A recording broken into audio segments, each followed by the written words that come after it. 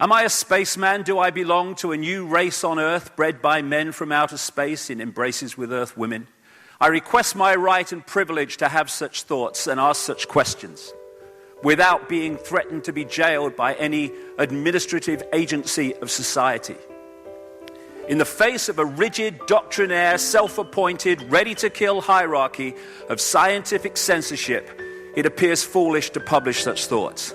Anyone malignant enough could do anything with them. Still, the right to be wrong has to be maintained. Massive, basic human right, the right to be wrong. We should not fear to enter a forest because there are wildcats around in the trees. We should not yield our right to well-controlled speculation. It is certain questions entailed in such speculation which administrators of established knowledge fear. But in entering the cosmic age, we should certainly insist on the right to ask new, even silly questions without being molested. And I demand that right for myself, and no men in dark suits or uniforms are going to deny me that, for I am consciousness, not some clone of some idiotic, brain-dead system that seeks to tell me who I am, and what I can and cannot do with my own mind.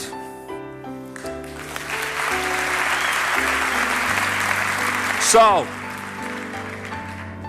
when we open our mind, or go beyond that even, then we start to see reality in a different way. This is a wonderful quote. You were born an original, don't die a copy. So many people do that.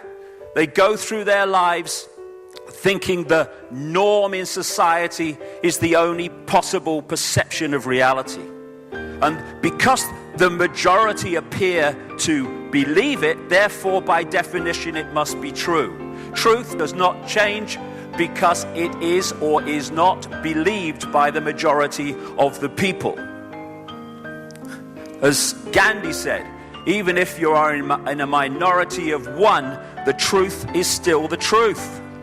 Or as this proverb says, the multitude is always wrong.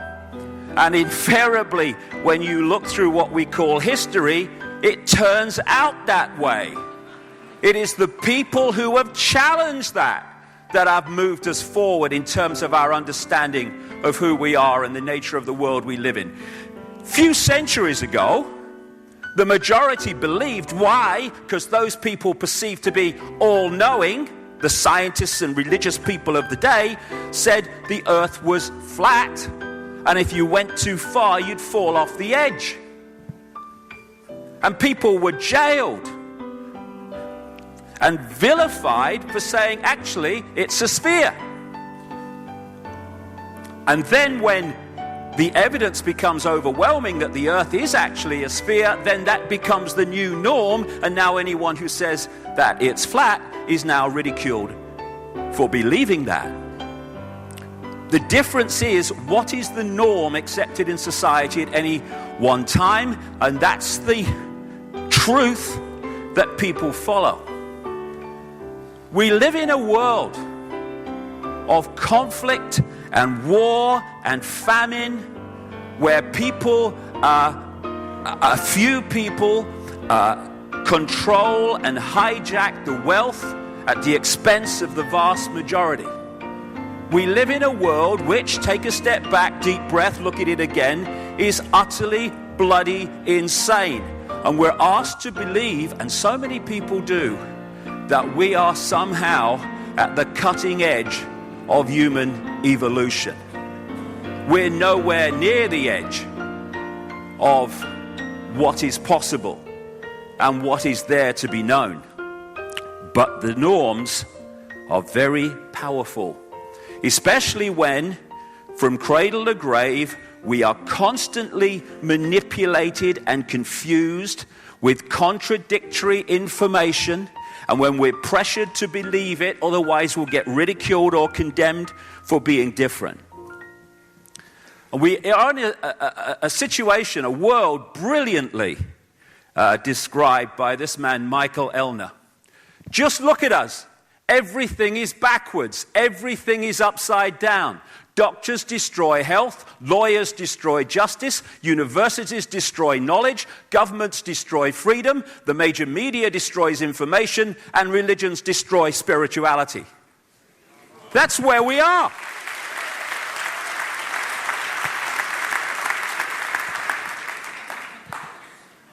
So we live in an upside-down world. Why?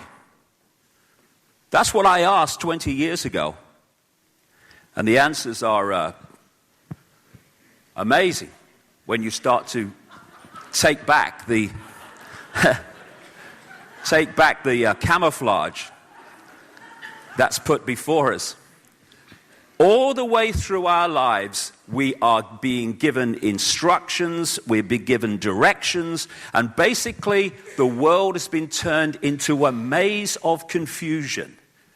And it's done to keep us from the simple truths, because complexity is there to stop us finding those simple truths. But when you connect the dots between apparently unconnected people, situations, organizations, world events, and you start to see how they fit together, suddenly this bewildering, confusing world starts to take on a much clearer dimension. Because only by connecting the dots over, as you'll see today, a vast range of subjects and situations and people, can you start to see why the world is upside down, why it is as it is, and crucially, behind that complexity, those smoke screens of complexity, why behind that is an amazing revelation of who we are and the nature of life. When we start to realize that far from being Ethel Jones or Billy Smith, we are all that is, has been, and ever will be. That is the difference between who we are and who we are manipulated to believe we are. And when you connect those dots more and more, and it's like putting a jigsaw puzzle together. It is putting a jigsaw puzzle together. When I first started doing it, what I was looking for was those straight bits that make up the frame. And in terms of what I'm doing, that was understanding the structure through which a few can control the many. And then as you keep putting more, at the start, it's like, where the bloody hell does this go? What's this? Oh my God, it's so confusing. The more you put the pieces together and the picture appears, the quicker you can put the pieces in, because you start to see what the game is. And the elephant in the living room is that there are two streams of reality going on together. One is a secret agenda to create a global fascist centralized dictatorship to dictate to and control on every level every man, woman, and child on the planet. Going alongside that is what I call the movie.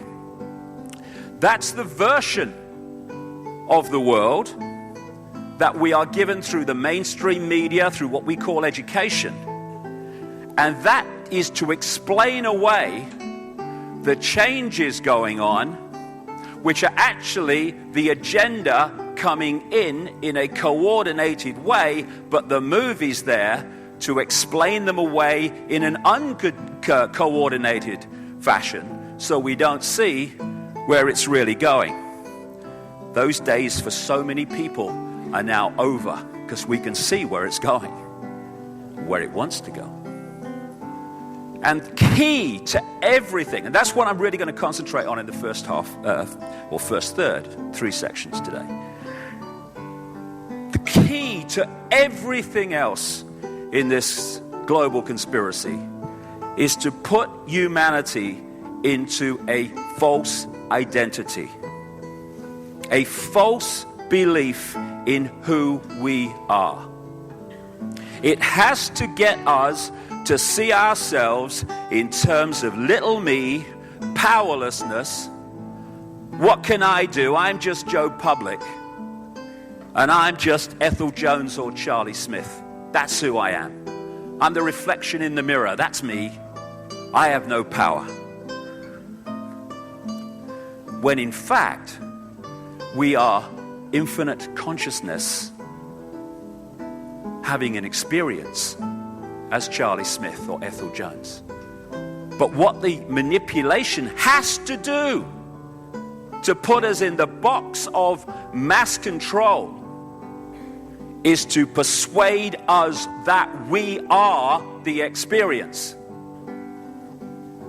And they've done it brilliantly so far. And when we accept that, this is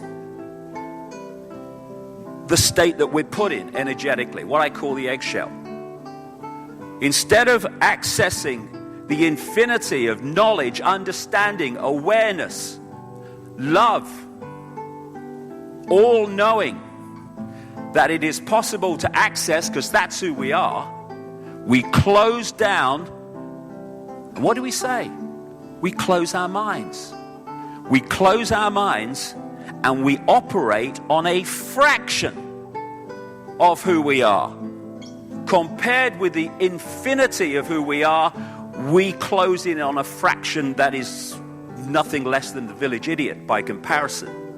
And only by putting us in this state of a consciousness, if you can call it that, state of mind, more accurate, can the few control the many on the scale that they have and do.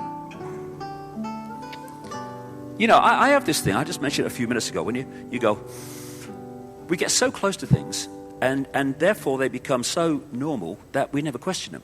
Take a deep breath, take a step back, look at it again.